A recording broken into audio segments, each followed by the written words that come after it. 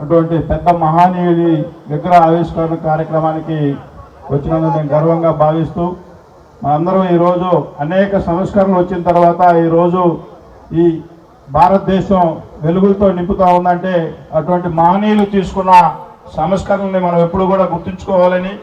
మనందరం కూడా మన ముఖ్యమంత్రి చంద్రబాబు నాయుడు గారు కూడా ఈ మధ్య కాన్ఫరెన్స్లో చెప్పడం జరిగింది. ఆయన సేవలు, ఆయన మన రాష్ట్రానికి చూపించినటువంటి సపోర్టు ఆ రోజు కూటమి ప్రభుత్వంలో మన ముఖ్యమంత్రి చంద్రబాబు నాయుడు గారు ఆయనతో ఉన్న సంబంధాలు చెప్పడం కూడా జరిగింది. అటువంటి మహనీయుడు మన దేశానికి ప్రధానమంత్రిగా ఒక్క ఓటుతో ఓడిపోయినప్పుడు ఈ పార్లమెంట్లో దేశ ప్రజలందరూ కూడా చాలా బాధపడి ఇమీడియట్గా వచ్చిన ఎలక్షన్లో రిజల్ట్స్ ఏ విధంగా చూపించారో ఈ దేశ ప్రజలు అంటే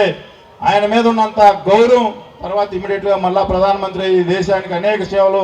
అందించడం జరుగుతున్నటువంటి మహనీయుల్ని ఈరోజు రాష్ట్ర వ్యాప్తంగా ప్రతి జిల్లాలో ఈ విగ్రహ ఏర్పాటు ఆలోచన రావడం చాలా సంతోషకరం. ఉమ్మడి ప్రభుత్వం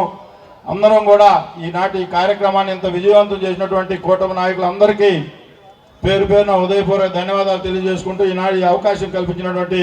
బీజేపీ నాయకులకు కూడా హృదయపూర్వక నమస్కారాలు తెలియజేసుకుంటూ సెలవు తీసుకుంటాం.